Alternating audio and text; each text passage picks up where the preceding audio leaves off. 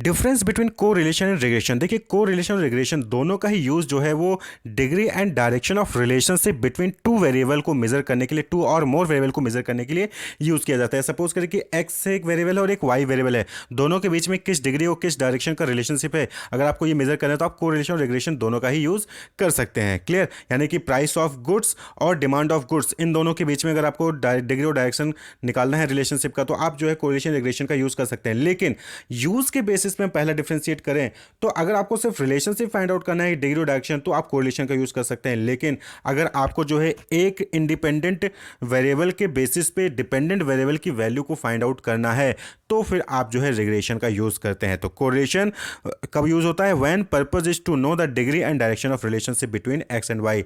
But regression कब use होता है? When purpose is to predict the value of independent variable for the given value of independent variable. तो हम regression का use करते हैं। दोनों में ही डिग्री और डायरेक्शन रिलेशनशिप फाइंड आउट होगी, लेकिन जब वैल्यू प्रिडिक्ट करने की बात होगी तो वहां पे रिग्रेशन का यूज किया जाता है। नेक्स्ट जो डिफरेंस है that is cause and effect relationship.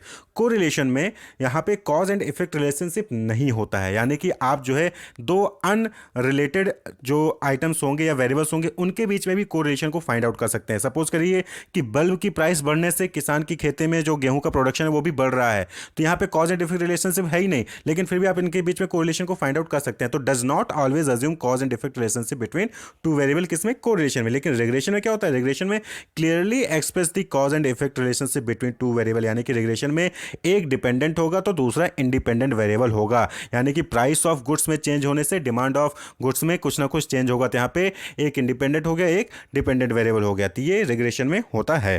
Clear? Next, अब इसी के बेसिस पे क्या होगा? प्रिडिक्शन भी आप कर सकते हो। जब कोई किसी के बीच में कॉज एंड इफेक्ट रिलेशनशिप है ही नहीं, तो आप वहां पे एक दूसरे के बेसिस से प्रिडिक्शन नहीं कर सकते, यानी कि एक वेरिएबल की वजह से दूसरे वेरिएबल में क्या चेंज होगा आप प्रिडिक्ट नहीं कर सकते हो। लेकिन रिग्रेशन में क्या है? रिग्रेशन में होता है जब एक डिपेंडेंट होगा और एक इंडिपेंडेंट वेरिएबल होगा, तो आप जो है डिपेंडेंट वेरिएबल की वैल्यू को इंडिपेंडेंट वेरिएबल की वैल्यू से प्रिडिक्ट कर सकते हैं, यानी कि प्राइस ऑफ गुड्स में अगर कोई चेंज होगा तो उसकी बेसिस पे हम डिमांड में कितना डिक्रीज होगा हम उसको प्रिडिक्ट कर सकते हैं on the basis of regression by using regression technique. Clear?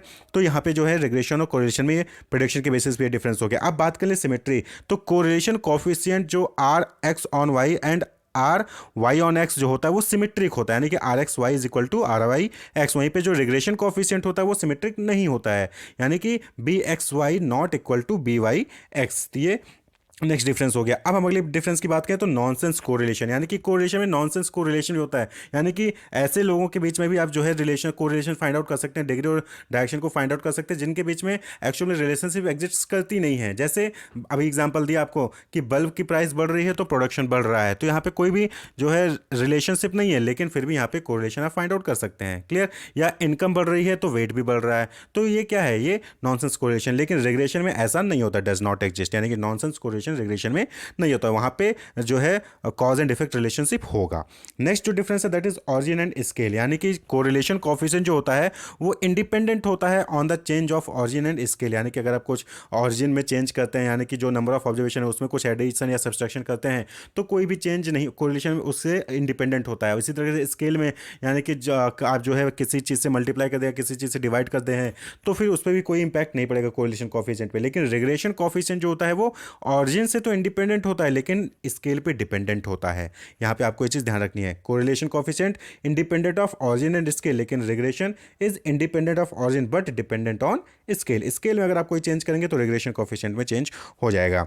Limit of coefficient की बात करें तो कोरिलेशन में प्लस और -1 के बीच में वेरी करता है, तो जो कोफिशिएंट लिमिट होती है वो कोरिलेशन में +-1 में वेरी करती है। वहीं पे रिग्रेशन में ऐसा जरूरी नहीं है कि प्लस और -1 के बीच में ही रहेगा, लेकिन हाँ अगर आप रिग्रेशन कोफिशिएंट को दोनों रिग्रेशन कोफिशिएंट को मल्टीप्लाई करेंगे तो फिर उसकी वैल्यू 1 से ज़्यादा नहीं होती है। तो ये ध्यान रखना है। तो ये कुछ इंपॉर्टेंट डिफरेंसेस थे कोरिलेशन रिग्रेशन के बीच में। Wish you all the best, keep watching.